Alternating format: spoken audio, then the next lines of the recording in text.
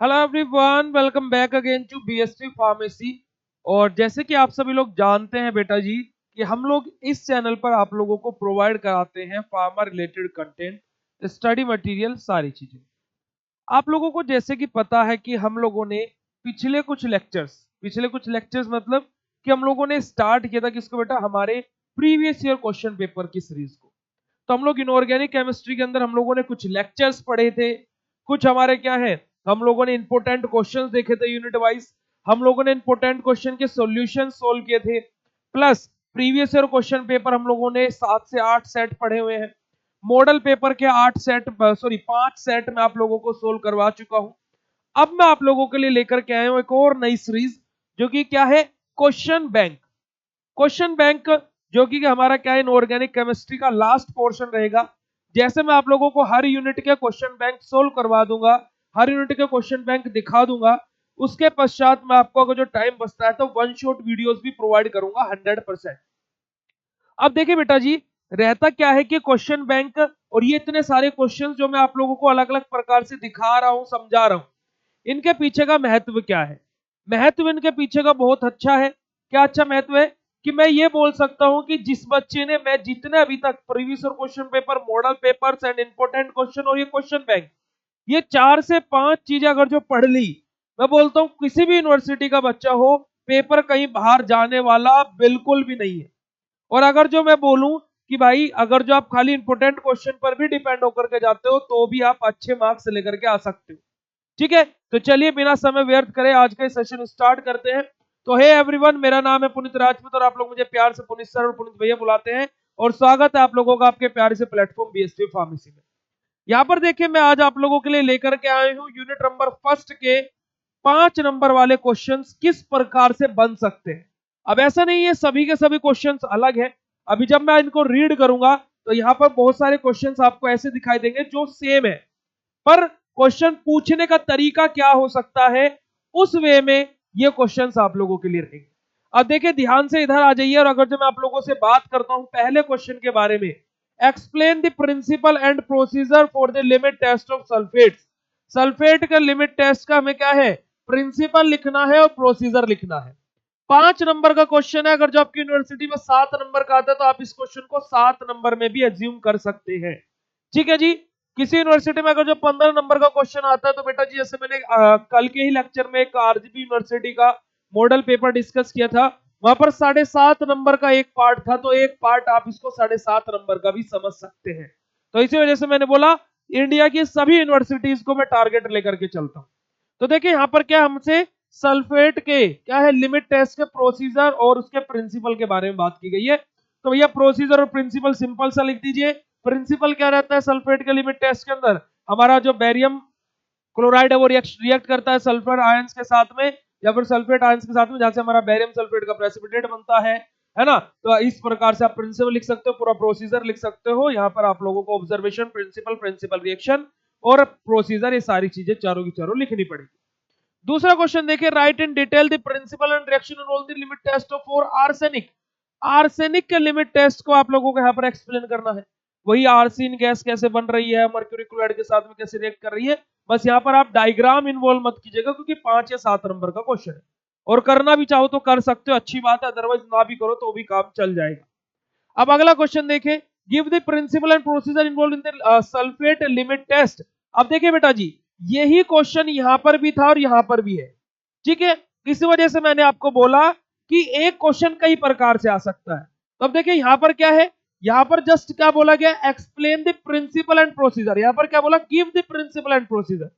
इसमें भी student confuse हो जाते हैं, इस वजह से मैं ये चीज स्टार्ट कर रहा हूं।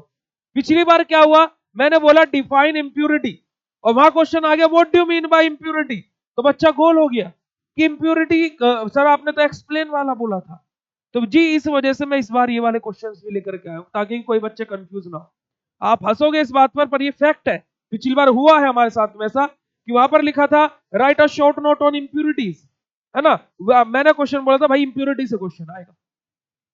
बच्चा गोल हो गया सर जी आपने इंप्यूरिटी बोला था, उधर तो शॉर्ट नोट पूछ ली। तो ये दिक्कत है। तो भैया यहां पर देखिए आपको क्या है, इधर भी सल्फेट के बारे में बात हुई और इधर भी सल्फेट के बारे में ही बात हुई। ठीक है, अगला क्वेश्चन देखिए, write the principle in the limit test of arsenic. Arsenic के लिमिट टेस्ट में प्रिंसिपल क्या इन्वॉल्व रहता है? यहाँ पर खाली प्रिंसिपल के बारे में बात हुई है, यहाँ पर प्रिंसिपल और रिएक्शन दोनों के बारे में बात हो गई, पर बात तो दोनों आर्सेनिक की है ना, तो दोनों क्वेश्चन सेम है। अब इसको भी दोबारा एक्सप्लेन करने की आवश्यकता नहीं है। अब यहाँ पर सीखने वाली चीज क्या है? सीखने वाली चीज ये है कि बच्चा यहाँ पर क्या मात खा जाता है, वो खाली प्रिंसिपल लिख करके छोड़ देता है और हमारा काम खत्म हो गया। अब देखिए प्रिंसिपल की अगर जो मैं बात करता हूं तो भैया 4 से 5 लाइन, मैक्सिमम आप 8 लाइन में बोलता हूं, 8 लाइन आप किसके प्रिंसिपल की हो गई, और भैया आपके 5 स्टेप की, 4 से 5 स्टेप किसकी प्रिंसिपल की रिएक्शन है। आप अगर जो क्वेश्चन के अगर जो डायरेक्ट जो क्वेश्चन पूछा वही चीज लिखोगे तो भैया मैं बोलता हूं ये आधे पेज से ज्यादा का मैटर आपका बनेगा और एक पेज से कम का। क्या इतने में आपको कोई भी 5 नंबर दे देगा? तो नहीं देगा। तो आपको एग्जामिनर की भावनाओं को समझना है हमेशा, और भावनाओं क्या है एग्जामिनर की कि भैया हमने आर्सेनिक लिख दिया, मतलब आप आपको आर्सेनिक का लिमिट टेस्ट मुझे बताना है, सब कुछ लिख डालो। ठीक है, चलिए आगे देखिए। Write the principle of limit test for lead.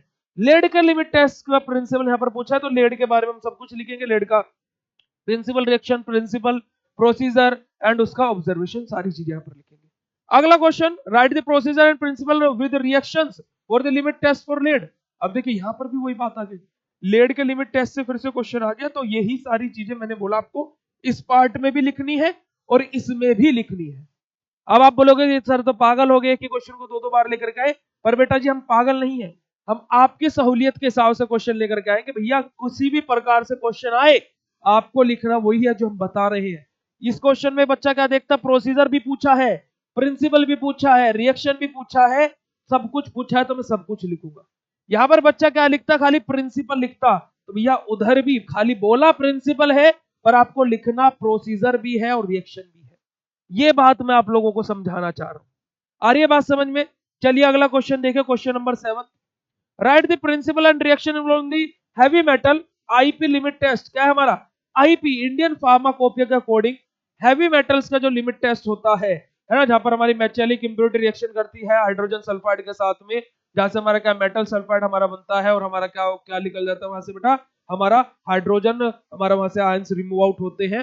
तो वो सारा का सारा प्रोसेस यहाँ पर आईपी के अकॉर्डिंग वाला आपको लिखना पड़ेगा, और मैंने आपको कोर्स में आईपी के अकॉर्डिंग ही पढ़ाया हुआ है। ठीक है, देखिए give the principle reaction rule in the limit test of iron and lead. अब देखिए 5 नंबर के क्वेश्चन में आयरन और लेड दोनों एक ही क्वेश्चन में पूछ सकता है।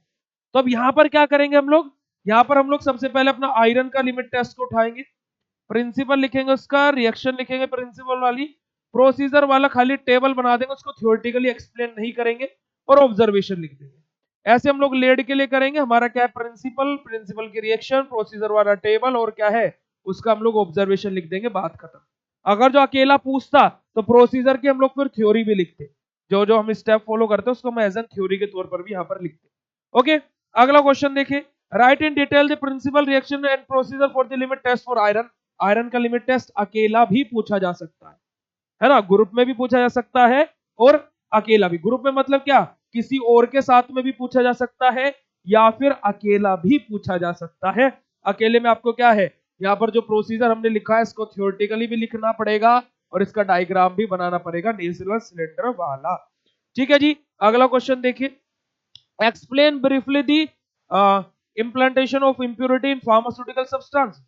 क्या है, इम्प्योरिटीज के बारे में बताना है, किसके अंदर, फार्मास्यूटिकल सब्सटेंसेस के अंदर। अब सीधा देखिए इम्प्योरिटीज के बारे में पूछ लिया। अब यहां पर देखिए एक नया वर्ड आया, ठीक है, इम्प्लीकेशंस। अब इम्प्लीकेशन से बच्चा गोल हो जाएगा कि सर ने तो पढ़ा है नहीं। तो ये यहाँ पर सीधी सी बात है, इम्प्योरिटी से क्वेश्चन है, फार्मास्यूटिकल इम्प्योरिटी से, तो आपको इम्प्योरिटी का बेसिक इंट्रोडक्शन, उसका टाइप्स, क्लासिफिकेशन, और यहाँ पर सोर्सेज और इफेक्ट के बारे में लिखना पड़ेगा। सोर्सेज और इफेक्ट को एक्सप्लेन नहीं करना है, खाली उनके पॉइंट्स लिखने पड़ेंगे।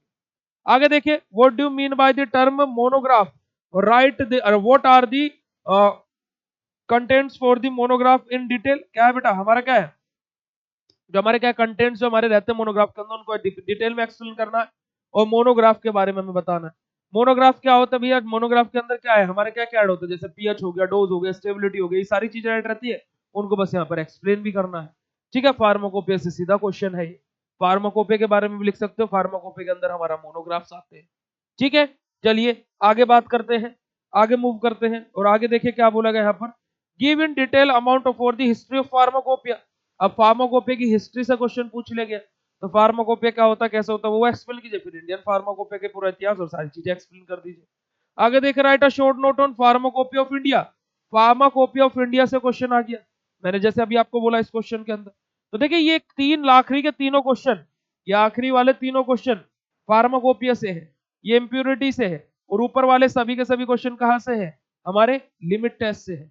तो देखिए क्वेश्चन, एक ही क्वेश्चन कितनी प्रकार से, देखिए फार्माकोपिया को पूछ लिया, इतिहास पूछ लिया फार्माकोपिया का, तो भैया फार्माकोपिया का इतिहास है, हम लोग तो इंडियन फार्माकोपिया का इतिहास जानते हैं, तो हम वो लिखेंगे।